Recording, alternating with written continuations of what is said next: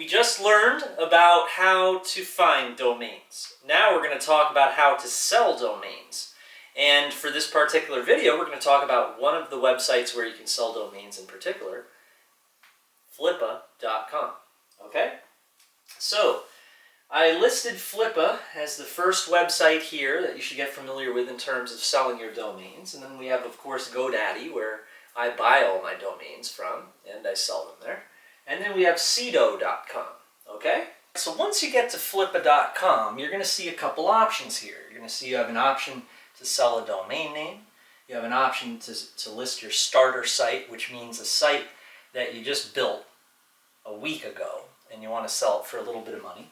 And then there's the option to sell an established site, which are the websites that are 5 years old, and they have traffic and revenue, and they're basically businesses. Okay, so for this particular video, we're going to talk about selling domains. So of course, that shows you the universe of domaining is gigantic, but of course we talk a lot about Flippa, and of course you guys have seen my Flippa account. It's $411,000 in sales there, so let's talk about how I've sold domains on there, okay? Say you go to Flippa.com and you click on sell a domain, okay?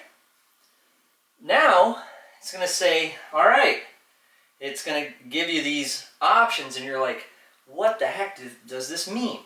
Now again, even with just the domaining aspect of Flippa, you have all of these different options. You know, you're going to sell a domain, you still have a ton of options.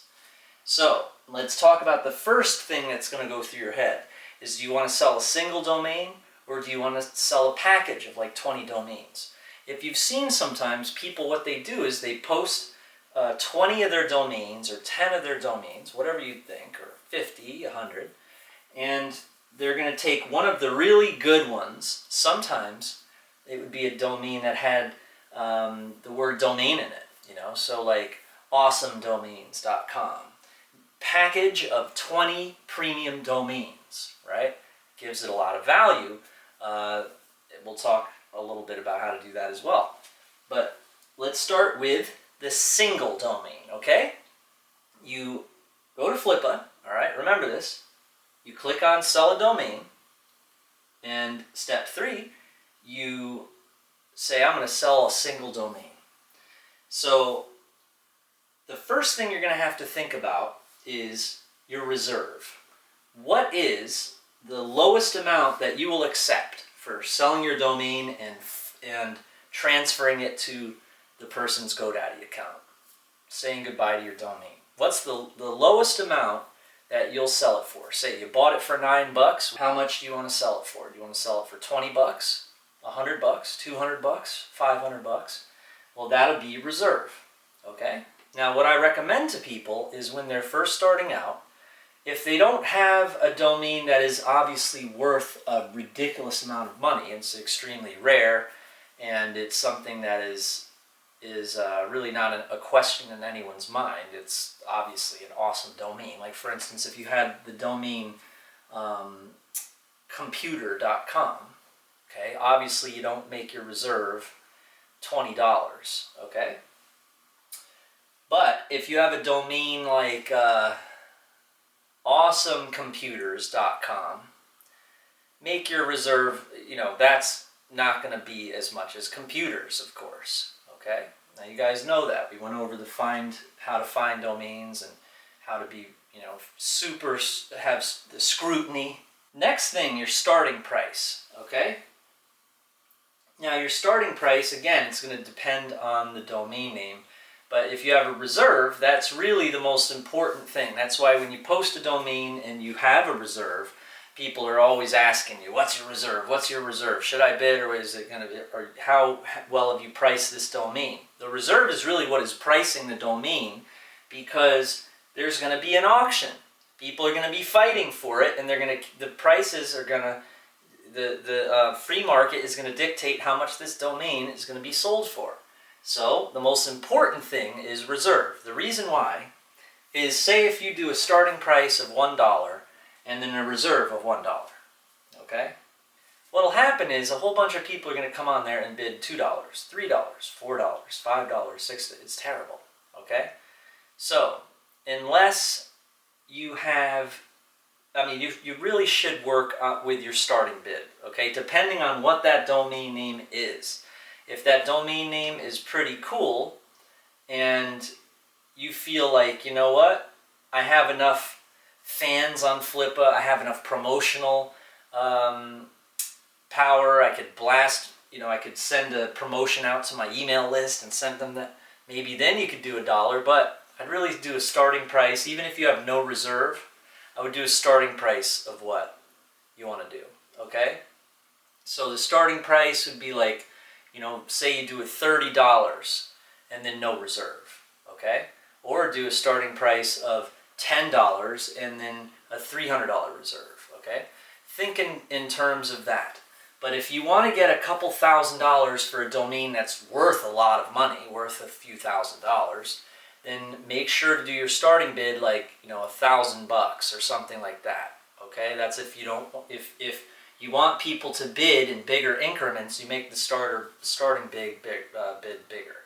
Now, if you are worried about, I don't want to say goodbye to my domain for only $50, then make your reserve, because people will bid, even with a starting bid, sometimes you only get one bid, so that's what a reserve comes in. A reserve is there so that you're not going to say goodbye to your precious cargo for like just one guy bids and snags it, and so if you made the starting bid $10, no reserve, what sometimes happens if it's not a really, really good domain is one person will come in and snag it for $10 and you're like, oh, I didn't make any money. So what I'd recommend, and it again depends on what type of domain you have and how much it's worth and what it is, but if you were to sell, for instance, sellhere.com, okay, that domain is kind of cool,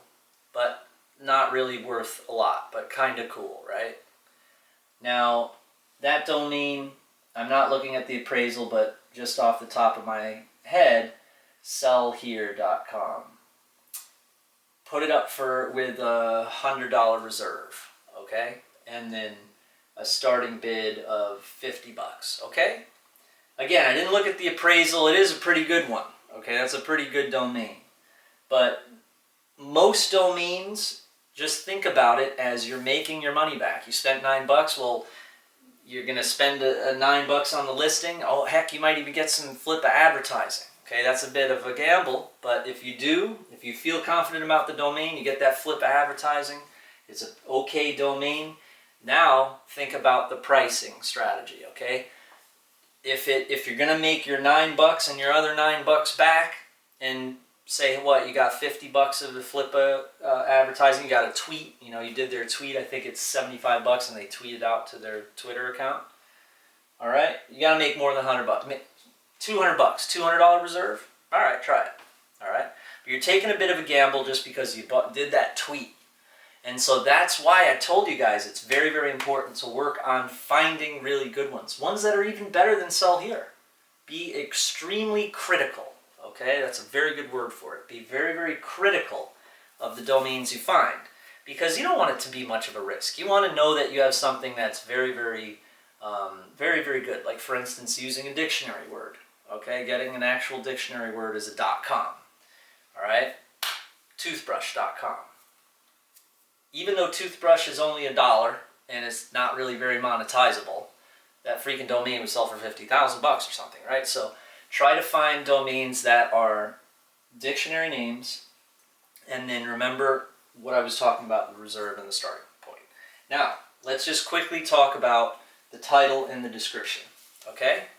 The title should explain two things: the niche, and if it's a keyword domain or if it's a brand name, a little bit of a, even though the description is the entire article explaining, hey, I bought this domain, and you're going to write a little bit, the title should still be descriptive. It should still explain maybe the niche, if it's a keyword domain or not, if it's a brand name, etc., and then explain your reserve, like no reserve, or put that in the title, no reserve or low reserve, okay?